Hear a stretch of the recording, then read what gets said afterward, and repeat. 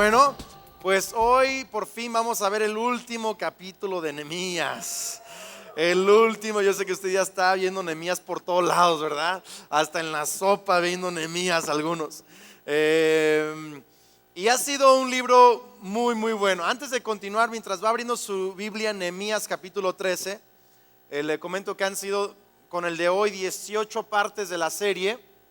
Y van a tener, creo, la serie también, como son demasiados discos, lo van a tener en MP3 también, por si lo quieren MP3, más fácil, pueden poner todos los mensajes en uno o dos discos, así que también se lo puede llevar en MP3. Al final de la reunión van a tenerlo ahí también listo. Y pues Dios me ha estado hablando mucho a través de Nehemías, de este libro que es el diario de este gran hombre de Dios. ¿Cuántos han aprendido por lo menos una cosa, aunque sea una? Los demás ni una. Usted sí necesita comprar la serie. Pero este gran hombre de Dios nos ha dado tantas lecciones en los últimos meses. Hemos aprendido tanto y quiero solo ponerlos al día por los que no han estado, por los que se han estado durmiendo los domingos, que suele suceder, ¿verdad? De repente.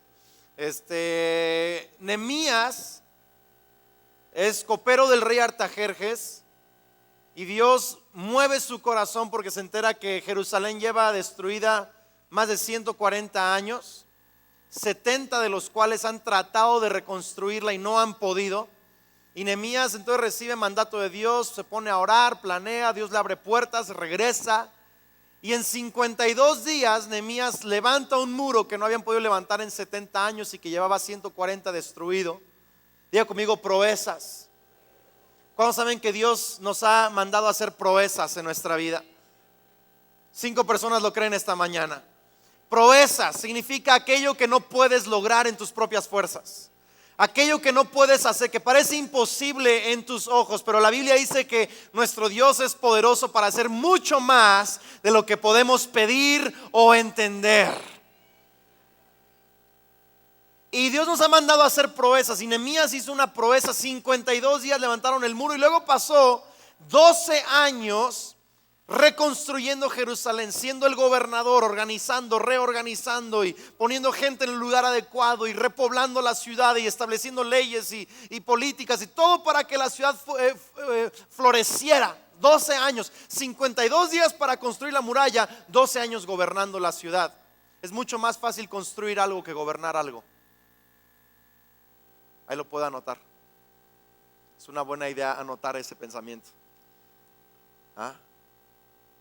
¿Cómo saben que es fácil construir algo, pero es otro boleto gobernarlo? Y Nehemías pasa 12 años gobernando la ciudad de Jerusalén.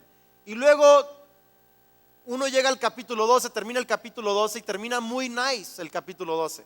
Así todo bonito. Diga conmigo, Si usted acabara de leer Nehemías en el capítulo 12, podríamos ponerle ahí: y vivieron felices para siempre. ¿A cuándo les encanta esas historias, verdad? Vas al cine y todo termina así bien bonito y tú sales ahí del cine pensando que realmente, ¿verdad? Todo es una maravilla.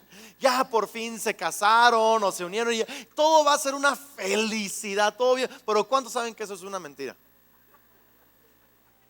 Todos los casados amargados levantaron la mano ahí ahorita.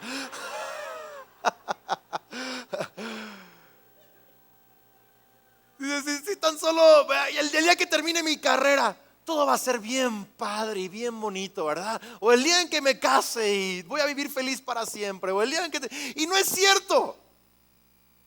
La verdad, Disney te timó, ¿verdad? Te engañó. No es cierto, ¿verdad? Porque la vida tiene la forma de desbaratarse de repente. Todo va de repente perfecto. ¿Y cuántos saben que de repente todo es un relajo? Las cosas que pensaste que nunca iban a suceder, suceden. El que menos pensaste que te iba a traicionar, te traiciona.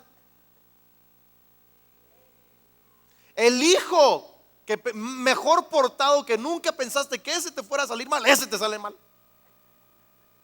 La vida tiene una forma de hacerse un relajo de repente. Y vemos en el capítulo 12 que todo termina muy bonito. Pero el capítulo 13, entonces Nehemías se toma un tiempo que ahorita lo vamos a ver como de retiro, ¿verdad? porque dice, pues ya todo está bien, ya dejé la ciudad funcionando, y se va de regreso a ver al rey Artajerjes. Algunos comentaristas, historiadores dicen que fue un año, otros dicen que fue 7 años. Pues yo no sé bien cuál, si 1 o si 7, pero por ahí fue un ratito.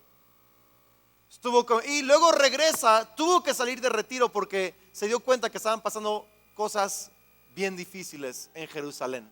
¿Sí?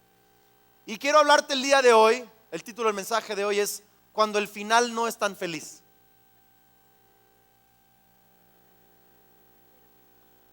Me gustaría que le sonrieras a alguien esta mañana y le digas, cuando el final no es tan feliz.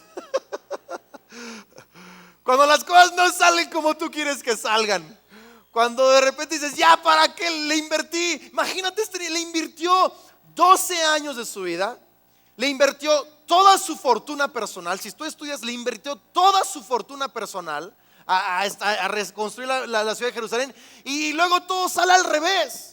¿Sí? ¿Qué hizo? ¿Qué hacer cuando el final no es tan feliz? ¿Qué hacer cuando no funcionan las cosas como tú quieres? ¿Qué hacer cuando lo que tú planeaste se fue al excusado? ¿Qué hago?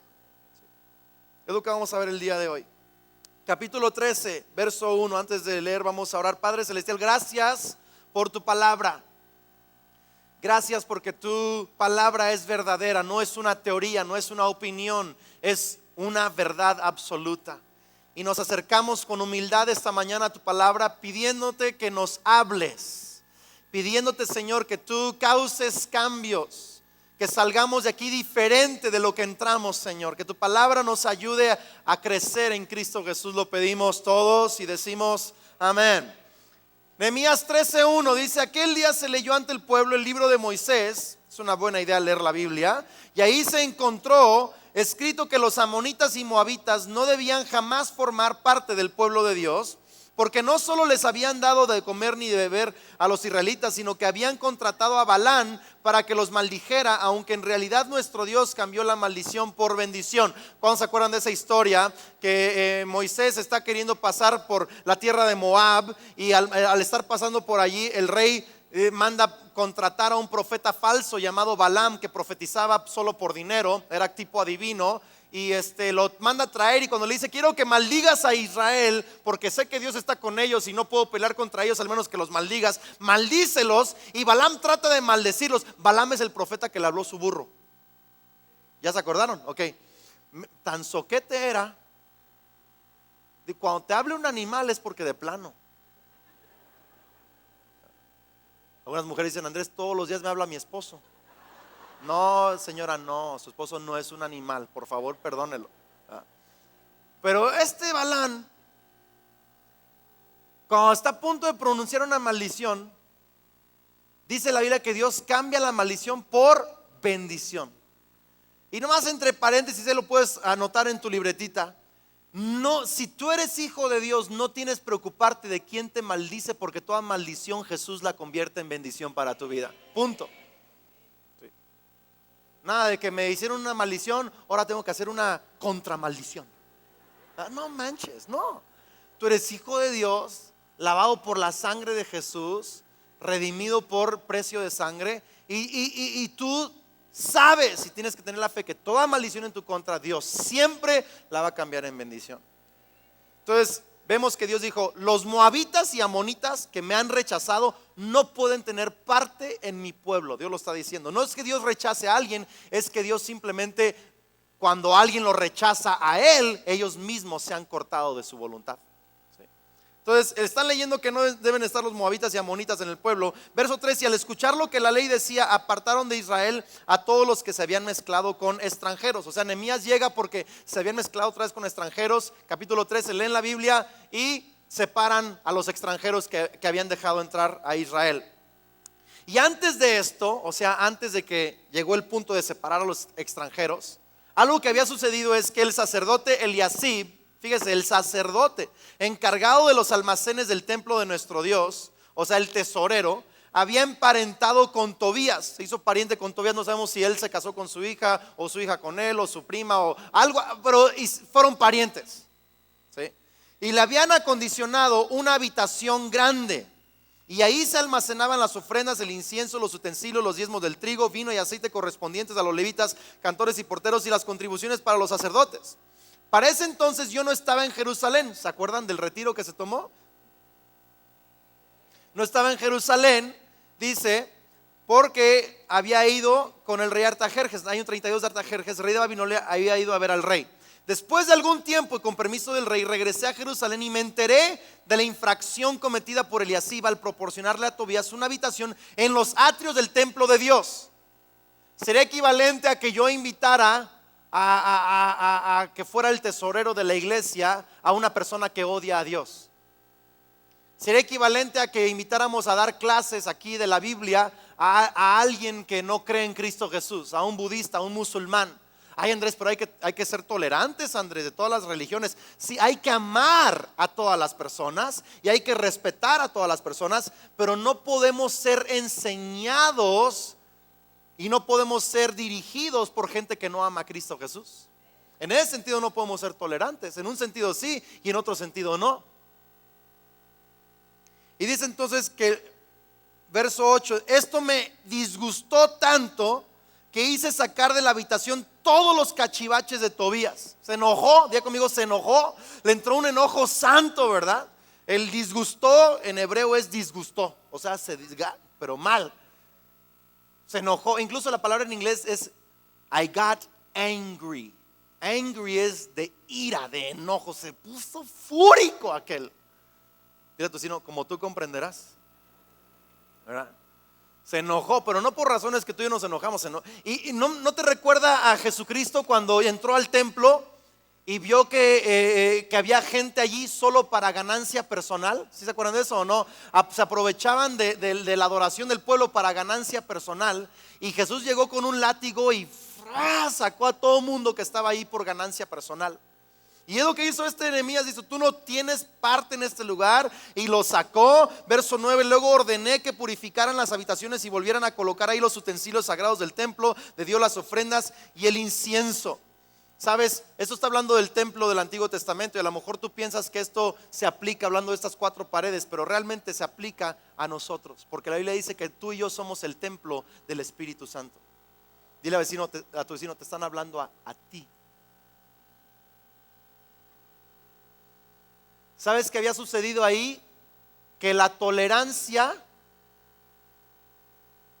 había sustituido a Dios. No los voy a regañar ni nada. Pero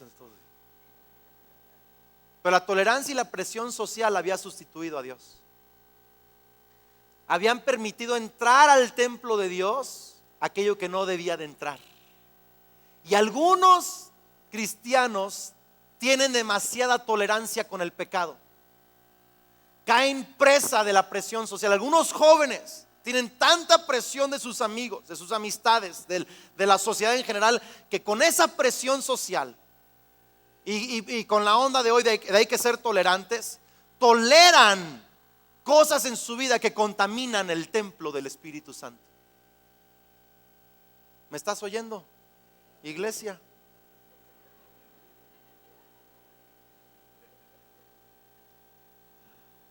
Toleramos cosas y sustituyen a Dios, y ahí está en el atrio algo que no debía de estar, alguien que odiaba a Dios. Y a veces metemos a nuestra vida gente que odia a Dios, y no que no hay que ser amigos, pero la amistad tiene que ser solo una estrategia para que ellos conozcan de Cristo Jesús. Porque si tu amistad no la tienes con la estrategia de que conozcan a Cristo Jesús, entonces tú estás siendo, en vez de bendición, estás siendo afectado. Quiero escuchar más amenes esta mañana. Entonces había dejado que la tolerancia, la presión social sustituyera a Dios. Dile a tu vecino, qué bueno que eso a ti nunca te ha pasado. Gracias a Dios que tú eres libre de esas cosas. Dice, también me enteré de que a los levitas no les habían entregado sus porciones, y de que los levitas y cantores encargados del servicio habían regresado a sus campos. O sea, como la gente dejó de ofrendar y de diezmar también. O sea, no solo mezclaron, porque cuando mezclamos, fíjese, escuche bien, cuando mezclamos en nuestras vidas cosas que no son de Dios, dejamos de ser generosos, dejamos de contribuir para la obra de Dios. Se nos meten ideas raras, se nos meten rollos raros y empezamos a rechazar. las cosas de Dios. Entonces la gente dejó de ofrendar, de diezmar, y tuvieron que despedir a los pastores. Despidieron a todos los que servían y pastoreaban la iglesia, y ya ni modo, se fueron porque no había con qué pagarles. Dice: así que reprendí a los jefes y les dije: ¿por qué está tan descuidado el templo de Dios? Luego los reuní y los restablecí en sus puestos. Dice verso 12: y todo Judá trajo a los almacenes la 10ª parte del trigo, del vino y del aceite. Puse a cargo de los almacenes al sacerdote Selemías, al escriba Sadoc y al levita Pedaías. Como ayudante de ellos nombré a Hanán, hijo de Zacur y nieto de Matanías. Todos ellos eran dignos de confianza. Diga conmigo eso: dignos de confianza. Y se encargarían de distribuir las porciones entre sus compañeros. O sea, despidió a los negligentes y contrató a los dignos de confianza. Tu negocio va a quebrar si la gente que trabaja para ti son negligentes. Tu vida va a quebrar si tú eres negligente. Tienes que ser una persona digno de confianza. Alguien diga amén a eso, ¿sí? Entonces, ¿qué hizo? Sacó lo que contaminaba. Le dijo a la gente: hey, ¿por qué han dejado de ser generosos? ¿Por qué han dejado de diezmar y ofrendar? Se están descuidando el templo de Dios. Los animó otra vez a hacerlo, ¿sí? Siguieron siendo generosos, y luego puso a gente digno de confianza para continuar con la obra y el templo y el servicio de Dios. Dicen: ¿por qué cada semana nos animan a ofrendar? Porque se nos olvida.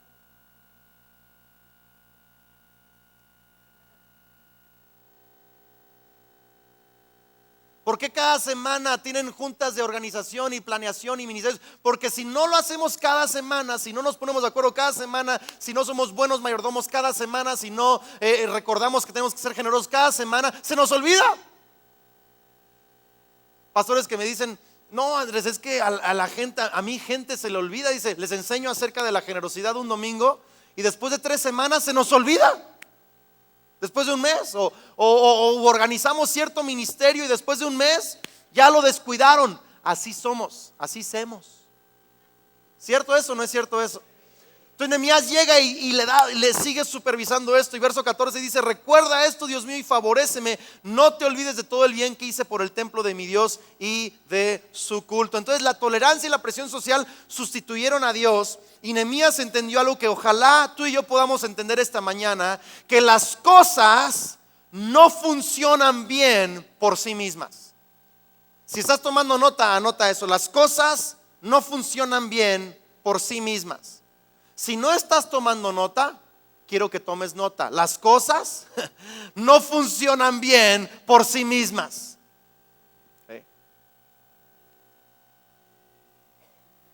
Si tú, mira, lo experimentamos ahora en el Congreso. No sé cuántos vinieron al Congreso.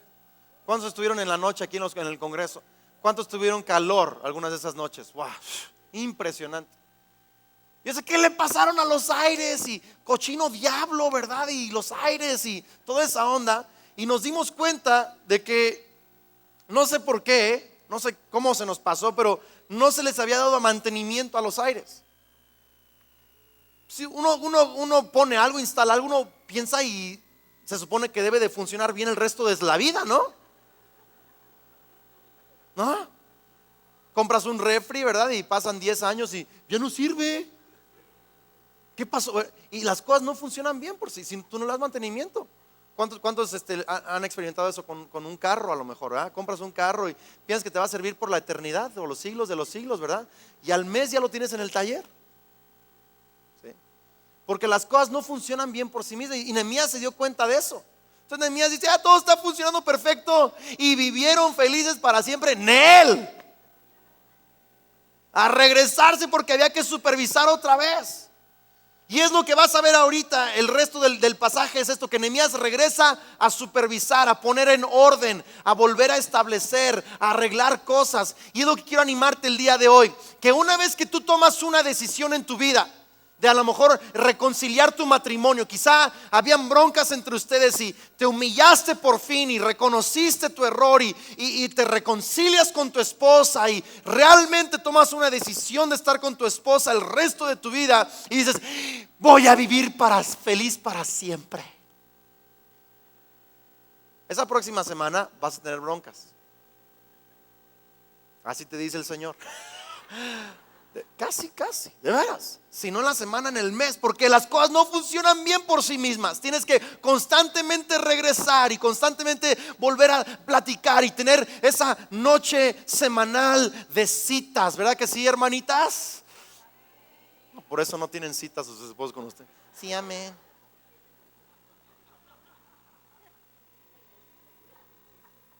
Matrimonio que no tiene una cita semanal, matrimonio que está sufriendo o va a sufrir grandes problemas. Es que le dije en el altar hace 15 años que la amaba. Pues gloria a Dios. Pero tienes que decirle todos los días. Y tienes que tomarte tiempos, mínimo una vez a la semana, donde la ves a los ojos ahí con un cafecito. Te brillan ahí los ojitos así. De veras. Reconquistarla cada rato. Pues yo pensé que ya los dos firmamos y los dos delante de Diosito juramos y ya estuvo. No, ya estuvo. Si tú dejas tu matrimonio así sin atender, va a haber problemas.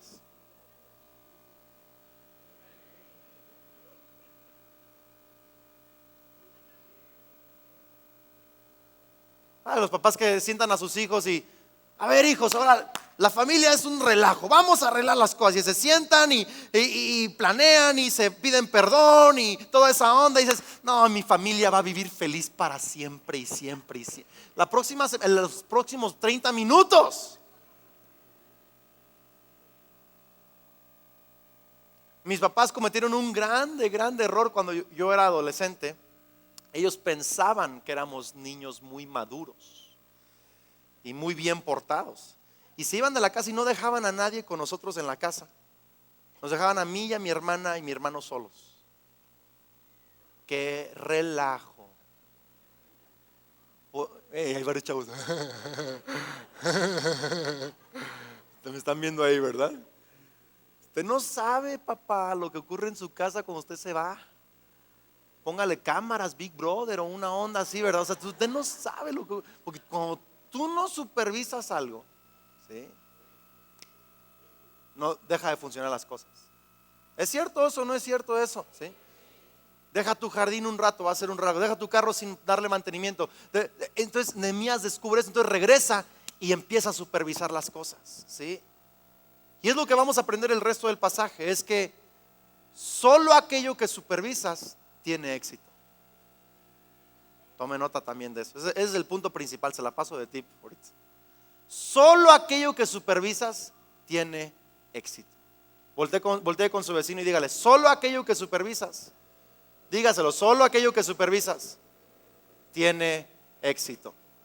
Vamos a seguir leyendo, verso 15 dice, durante aquellos días vi en Judá que en sábado algunos exprimían uvas y otros acarreaban a lomo de mula manojos de trigo, vino, uvas, higos y toda clase de cargas que llevaban a Jerusalén. O sea, estaban violando el sábado. Por un lado, estaban contaminando el templo de Dios, que nos llevamos a contaminar nosotros con ideas, opiniones, filosofías, teorías que no son de Dios, cristianos que permiten que otras verdades que son mentiras, ¿verdad?, lleguen e invadan tu pensamiento, invadan tu corazón, amistades que tienen más influencia en tu vida que la palabra de Dios.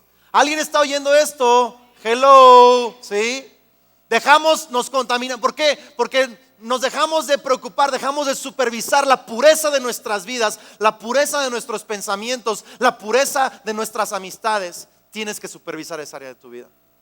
Y luego vemos aquí que empiezan a violar el sábado, también el principio del sábado. Dice, los reprendí entonces por vender sus víveres en ese día. Verso 15. Verso 16. También los tirios que vivían en Jerusalén traían a la ciudad pescado y otras mercancías y las vendían a los judíos en sábado. Se armaba el tianguis. ¿Me explico? El tianguis ahí o el Audi, ¿verdad? Se armaba ahí toda la onda. Todo el mundo traía sus rollos justo en sábado también. Dice, verso 17, así que censuré la actitud de los nobles de Judá y les dije, ustedes están pecando al profanar el día sábado. Lo mismo hicieron sus antepasados y por eso nuestro Dios envió toda esta desgracia sobre nosotros y sobre esta ciudad por nuestra desobediencia. ¿Acaso quieren que aumente la ira de Dios sobre Israel por profanar el sábado? Entonces ordené que cerraran las puertas de Jerusalén al caer la tarde antes que comenzara el sábado y que no las abrieran hasta después de ese día. Diga conmigo, aplicó la ley. Porque hay que aplicar la ley de repente. Hay muchos papás que solamente prometen y amenazan y nunca cometen.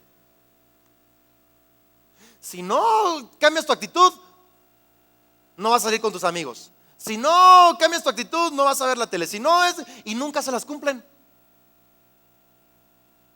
Porque ya cuando la van a aplicar, ay papá, ay, no lo vuelvo a hacer, te lo prometo.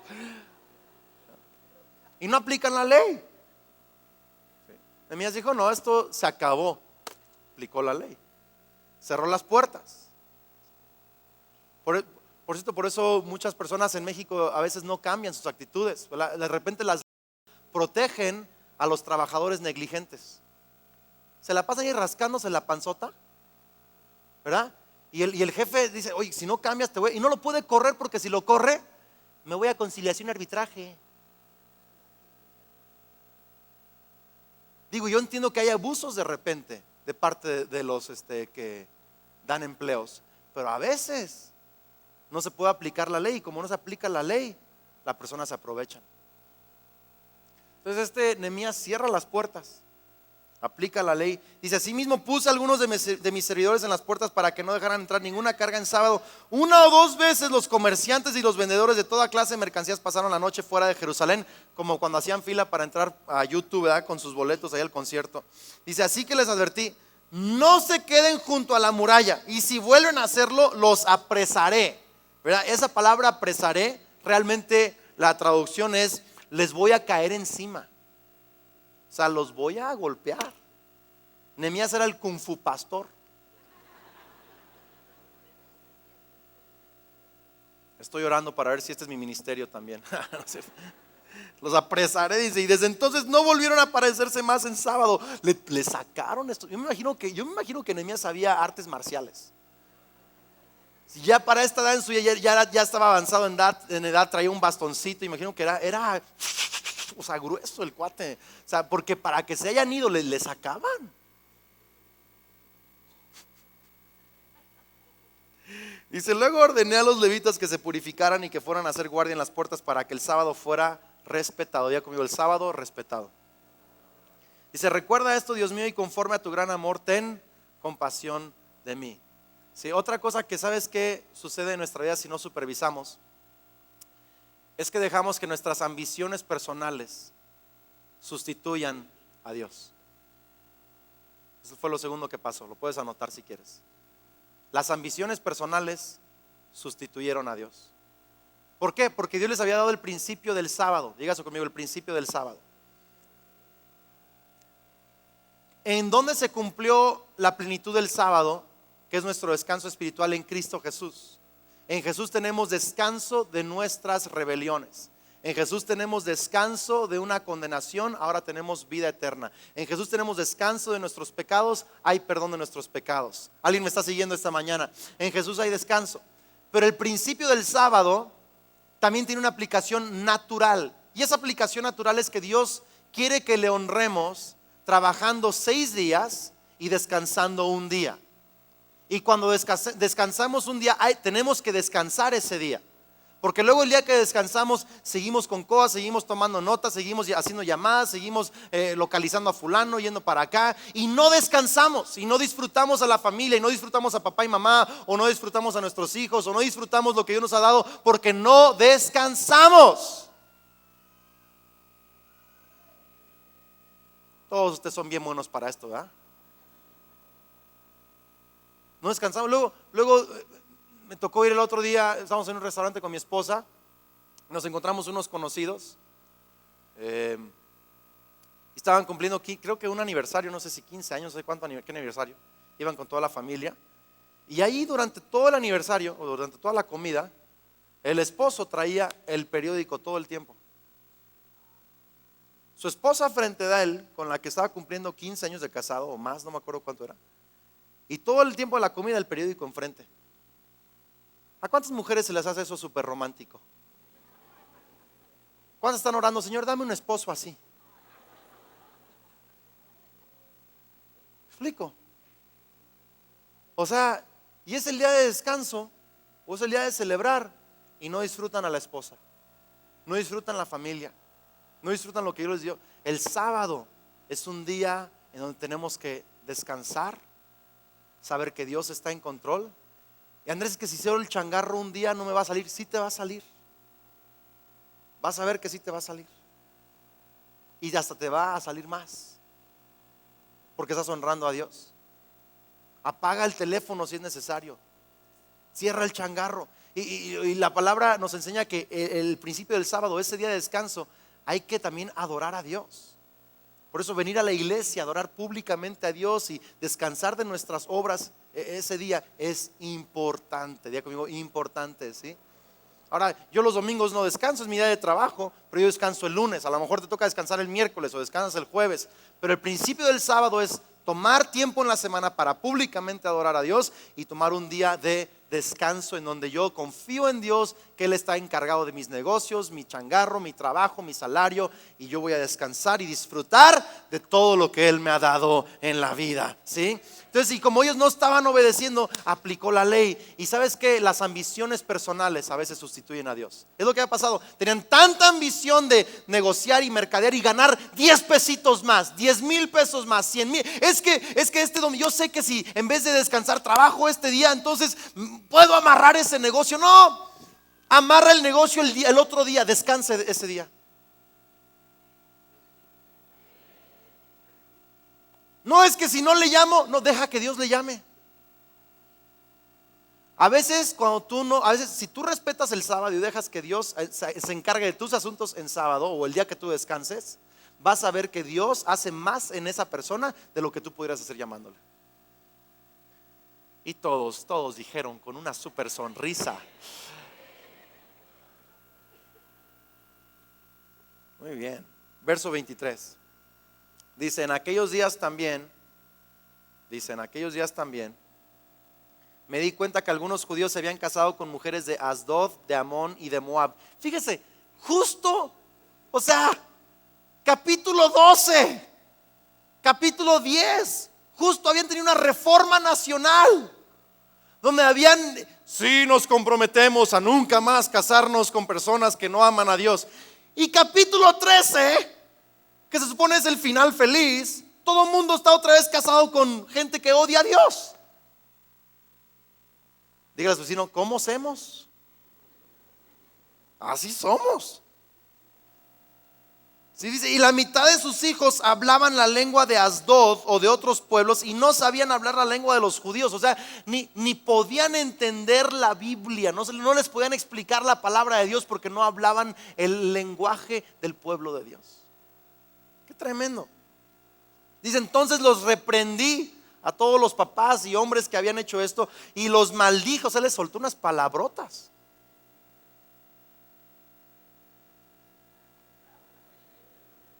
Alguien dice, Andrés, eso no se oye muy cristianito eso, ¿verdad?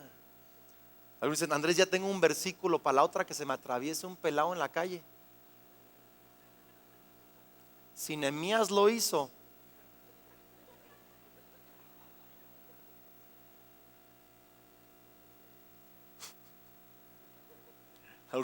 ay, pastor, eres el más lepero tú, mano. No estoy diciendo que hijo de leperadas, pero sí les habló bien duro. Ahora, sí hay un momento en nuestra vida, y momentos, más bien lo voy a decir así, donde tenemos que tomar acción. Yo no creo que debemos ir buscando pleitos. El que busca pleitos tiene el espíritu del diablo. Pero el espíritu de Cristo no busca pleitos, pero cuando hay una injusticia y la puedes arreglar, intervienes. Y Nehemías interviene y dice que los regañó y dice, a algunos de ellos los golpeé. Les dije que era el kung fu pastor, les dije. Dice, los golpeé y hasta les arranqué los pelos. ¿Se puede imaginar la escena? ¿Qué te pasa? O sea, el cuate estaba enojado, me explico. Algunos ya recibieron palabra de Dios para su suegra esta mañana, ¿verdad? Ya sé cómo arreglar mis problemas. No, espérame, estás malentendido al principio. Pero está padre imaginarte la escena, ¿no? Imaginarte a Nehemías, ¿no? Así de viejito, ¿verdad? Agarrarse. bien Matrix o qué sé yo, ¿verdad? Es grueso la onda. ¿Ah? ¿Cuántos vieron la nueva de Kung Fu Panda? Buenísima, ¿no? El maestro, el viejito, el chaparrito, ¿cómo se llamaba ese? El chiquito. Chifu, ¿verdad? Yo imagino a Nehemías como Chifu, con su bastoncito, ¿verdad? Y se los surtió bien gruesos estos cuates. Y yo quiero decirles algo. ¿Cuántos papás, hombres, papás hay aquí esta mañana? Levanten la mano, levántenla para. Ok, baje la mano. Se lo he dicho varias veces. Se lo voy a decir otra vez porque lo vemos en Nehemías. Usted tiene que pelear por sus hijas. Tiene que pelear por sus hijos. Ámelos. Haga todo lo posible para que se casen con gente que ama a Dios. Si no hay un hombre, papá, en tu casa y tú, mamá, eres mamá, mujer sola, soltera, que Dios te dé la gracia también para pelear por tus hijos. Pelear por tus hijas. Hubiera querido escuchar de los hombres un amén como el de las mujeres ahorita. Hombres tienen que pelear por su familia. Tienes que ponerle una friega al diablo. Todos los días tienes que orar por tus hijos, ya sea en el carro o de rodillas o donde sea, y ponerte a interceder. Diablo, no tendrás a mis hijos en el nombre de Cristo Jesús. Mis hijos van a casarse con mujeres que aman a Cristo Jesús. Mis hijas van a casarse con hombres que aman a Dios. Tú vas a hacer tu obra en su vida. Pelea por ellos, hombre. Ora por ellos, cúbrelos con intercesión. Alguien diga amén esta noche a eso. Dije noche, esta mañana. Ya estoy muy cansado. Alguien tiene que pelear por mí, ¿verdad? Pero peleen por su familia, hombres. Peleen por sus matrimonios. Peleen para que Dios sea glorificado en sus casas. Hello.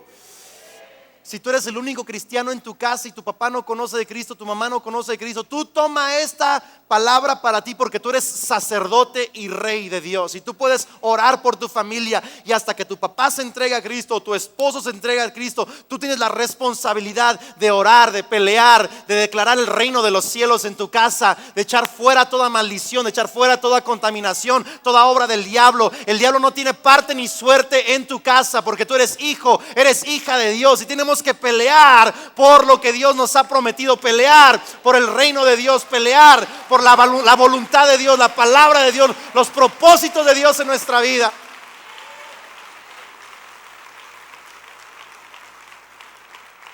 El mundo no necesita más cristianos cobardes que a la primera salen corriendo.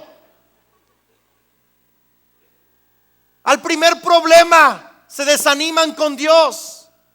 Al primer problema abandonan casa. Al primer problema dejan de orar. No, necesitamos hombres valientes, mujeres valientes que luchan, que creen que las promesas de Dios son sí y amén en Cristo Jesús. Y aunque no las puedo ver ahorita en el presente, puedo luchar por esas promesas, porque la fe es la convicción de lo que se espera, de lo que no se ve, la certeza de lo que no se ve. ¿Me está siguiendo esta mañana? Solo aquello que supervisa, solo aquello que está siempre al tanto de, solo aquello es aquello que tiene éxito. Y aquí vemos, número 3, lo que pasó fue que dejaron que las opiniones y gustos personales sustituyeran a Dios. A lo mejor Dios quería que se casaran con alguien diferente, pero es que yo opino, a mí me gusta fulanita, pero es que es de Moab, no ama a Dios, su familia odia a Dios, adora a otros dioses. No importa, a mí me gusta, yo pienso que va a funcionar. Haría conmigo, yo pienso. ¿Cuántas veces has metido la pata por hacer lo que tú piensas?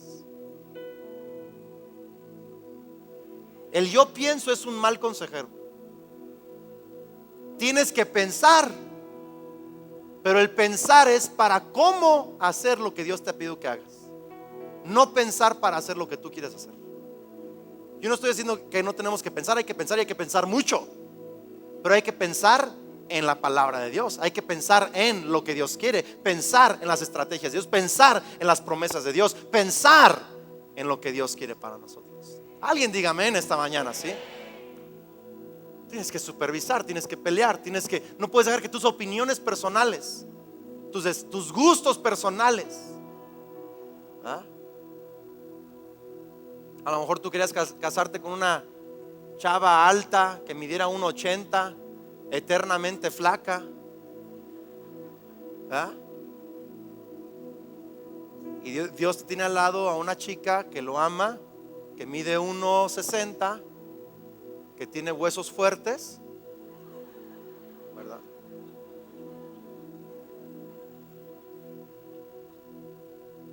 Y tú resistes la voluntad de Dios.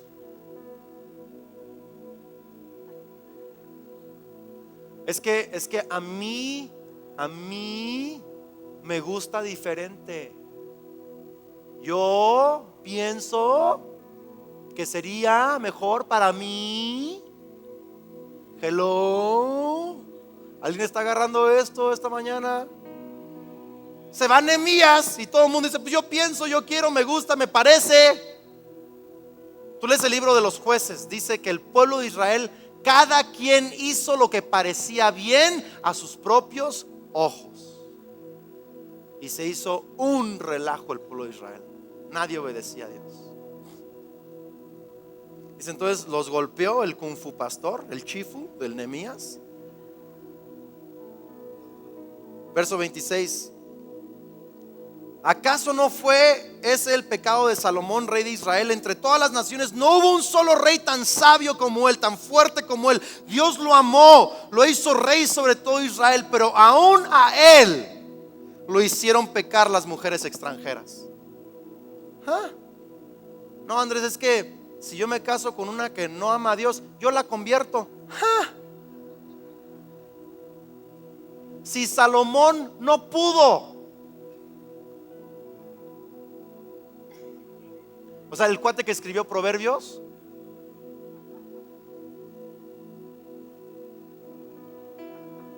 o sea, el tipo que ha amasado más fortuna que todos, que Bill Gates y que Slim y que todos puestos juntos, él no pudo.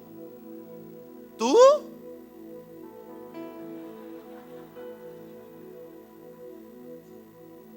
Verso 27. ¿Será que también de ustedes se dirá que cometieron el gran pecado de ofender a nuestro Dios casándose con mujeres extranjeras?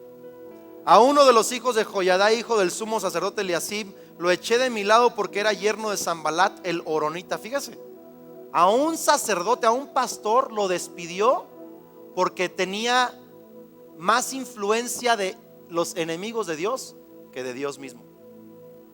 Lo despidió, dijo, lárgate de aquí. Ahora, yo tengo amigos no cristianos. Creo que la iglesia tiene que tener amistades no cristianas, porque es la única forma que podemos ganar a gente para Cristo Jesús. Pero, diga conmigo, pero nunca puedo dejar que una amistad influya en mi vida más de lo que Dios influye en mi vida. Nunca puedo dejar que una amistad influya en mi caminar de justicia. No puedo dejar que influya en mi fe, que influya en los principios de Dios. No puedo dejar que influya en mis decisiones. Yo tengo que ser de influencia para Él, no al revés. Dice, verso 29, recuerda esto, Dios mío, en perjuicio de los que profanaron el sacerdocio y el pacto de los sacerdotes y los levitas. Verso 30, yo los purifiqué de todo lo extranjero y asigné a los sacerdotes y levitas sus respectivas tareas. También organicé la ofrenda de la leña en las fechas establecidas y la entrega de las primicias. O sea, volvió a reestructurarlo todo, que la gente cumpliera lo que había prometido y lo supervisó. Se termina el verso diciendo, acuérdate de mí, Dios mío, y favoréceme. Y otra vez conmigo, solo aquello que supervisas, dilo fuerte, solo aquello que supervisas tiene éxito. Algunos han descuidado su relación con Cristo. Algunos han dejado de supervisar si están o no están orando todos los días, si están o no están leyendo la Biblia todos los días. Han dejado de supervisar esa área de sus vidas. Han dejado de supervisar si están o no están tomando un día de descanso en la semana, si realmente se están desconectando. Han dejado de supervisar si su matrimonio está honrando a Cristo o no está honrando a Cristo. Han dejado de estar involucrados en las vidas de sus hijos, de sus hijas, ver qué es lo que tienen. Porque tú le preguntas a tu hijo: ¿cómo estás? Bien. Así te responde, ¿sí es cierto o no? Ah, pues está bien, mi hijo, amén.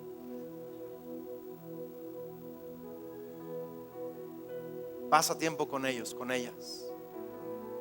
Mis hijos ya están en el punto en donde yo le dije a mi esposa que también ella tiene que llevárselos a una cita, a los niños, con mamá. Si algún día llegamos a tener hijas, pues yo también con papá, pero también quiero que tengan citas con mamá para que aprendan cómo tratar a una mujer. Digo, me han visto a mí, ¿verdad? Que le abro la puerta y ven y todo, pero quiero que también ellos vayan, ¿verdad? Y estén ahí con mamá y estén cómodos con una mujer que ama a Dios, para que cuando salgan con una chica que es una, no voy a decir qué, comparen con mamá. Supervisa a tus hijos, supervisa tus negocios, tu empresa. Hay empresarios que por no supervisar sus empresas, después de un año tienen que cerrarla. He conocido a varios empresarios. No sé qué pasó, el contador me hizo un chanchullo y va y desapareció la empresa. Supervisa tus empresas, supervisa tus negocios, tu trabajo, cómo lo estás haciendo, tu relación con Dios, tu familia, tantas cosas. Supervisa tus finanzas. ¿Estás ordenado en tus finanzas o te ordenaste un ratito porque vino Panasiuk hace unos meses y le echaste ganas y ya? No, supervisa. ¿Estás saliendo de deudas? ¿Estás siendo generoso? ¿Estás honrando a Dios? ¿Cómo son tus finanzas? ¿Cómo van? ¿Cómo van? Supervisa. Di fuerte conmigo: solo aquello que supervisas tiene éxito. Dígalo otra vez: solo aquello que supervisas tiene éxito. Vamos a darle seguimiento. Así termina el capítulo 13 de Nehemías. Qué tremendo. Supervisando lo que había hecho. Y te voy a decir algo: el resto de nuestras vidas estaremos supervisando, estaremos trabajando y estaremos arreglando y ajustando y les decía la otra vez, reorganizando y corrigiendo, de repente despidiendo, de repente agregando, de repente restando, de repente sumando. La vida se trata de eso. La vida no es un y vivieron felices la vida no es así. La vida es y supervisaron por siempre.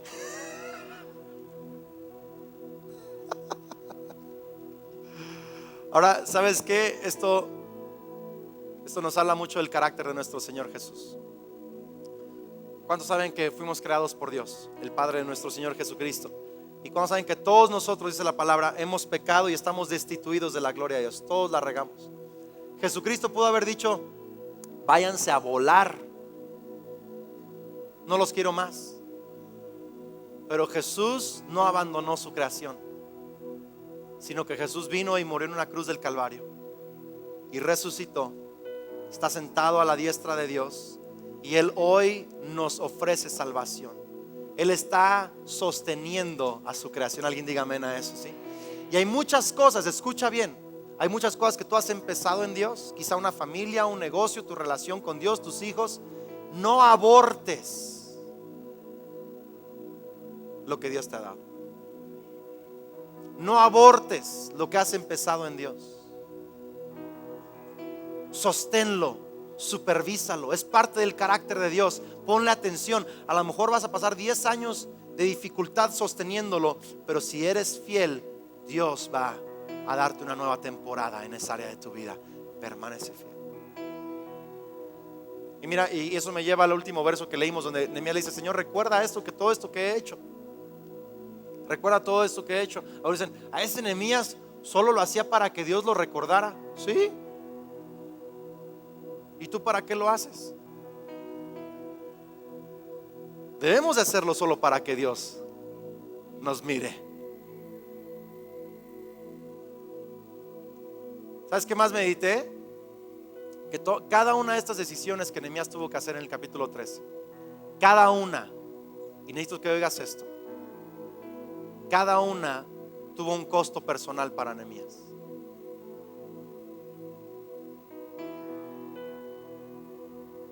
Porque la decisión de sacar a Tobías del templo le costó su relación de amistad con los parientes de Tobías. Hay decisiones que te van a costar amistades. La decisión de guardar el sábado le costó reputación y capital político. Todas las naciones de alrededor lo odiaron cuando le cerró las puertas.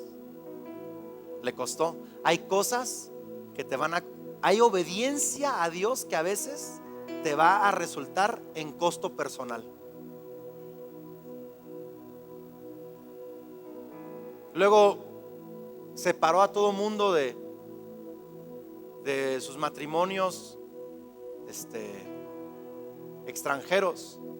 Ahora, leemos eso y lo leemos en 3 minutos. Pero ¿tú te imaginas lo que ha de haber sido eso para familias, para niños, para la nación? Digo, en el Nuevo Testamento Jesús nos lo enseña de otra forma, que el incrédulo es santificado y bendecido por el creyente. Y no se trata de separar familias, se trata de redimir familias para Cristo Jesús. Eso es una foto de lo que Dios quería hacer para redimirnos. No lo hagan. Mi esposo no es cristiano, mi esposa no es cristiana. A la goma. No, tranquilo. En el Nuevo Testamento vemos que tienes que orar por tu familia, tienes que permanecer con tu familia, tienes que buscar la salvación completa de toda tu familia. Gracias por los 3 amenes. ¿Sí? Pero escucha, ¿te imaginas lo que ha de haber sido separar familias? El costo personal para Nehemías fue grande. Por eso le dice Dios: me está yendo en feria. Mi reputación de amistades, política, gente me odia, Señor. Por eso recuérdame tú. Hello. No ha habido decisiones. Déjate preguntar así: ¿has tenido que tomar decisiones que te perjudican a ti personalmente por obedecer a Dios? Si nunca has tenido que tomar una decisión así, no sabes lo que es morir a ti mismo. Y Nehemías le dice: Señor, recuérdame. ¿Y sabes qué fue lo mismo que hizo Jesús cuando fue a la cruz del Calvario? Él sabía que el Padre lo iba a resucitar. Si no, no hubiera ido a la cruz. Pero fue a la cruz porque sabía que el Padre lo iba a resucitar. Y yo quiero decirte algo. Quiero de rodillas, con humildad, pedírtelo, suplicarte. Toma las decisiones difíciles en tu vida. Haz lo que tengas que hacer para obedecer a Cristo.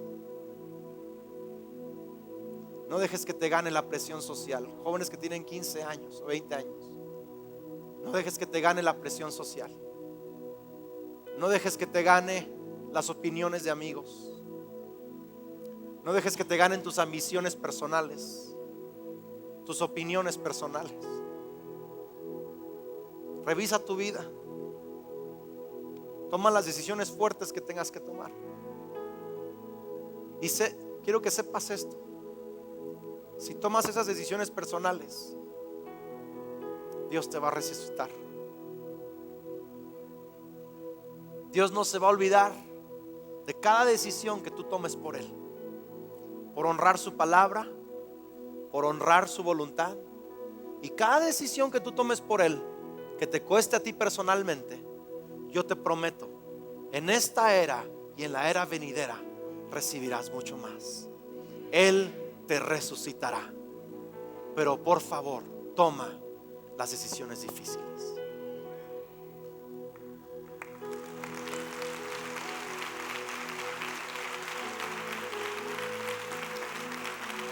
Ponte de pie.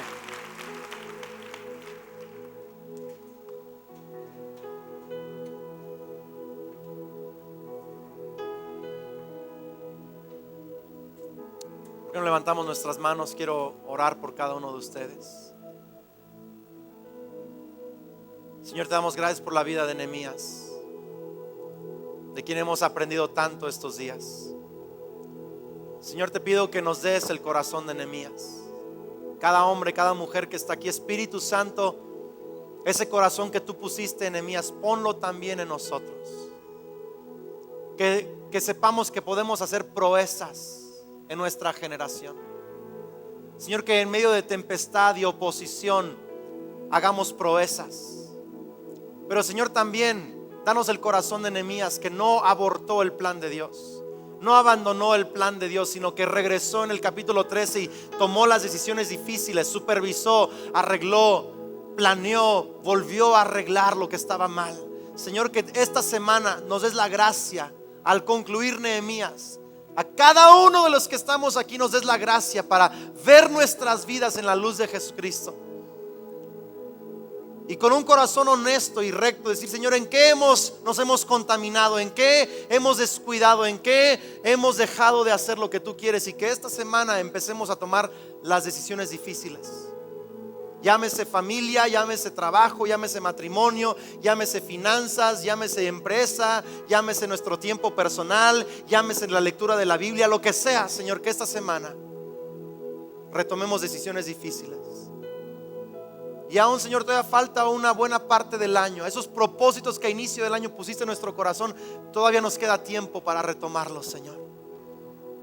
Danos gracia, te pedimos, Señor, en el nombre de Cristo Jesús.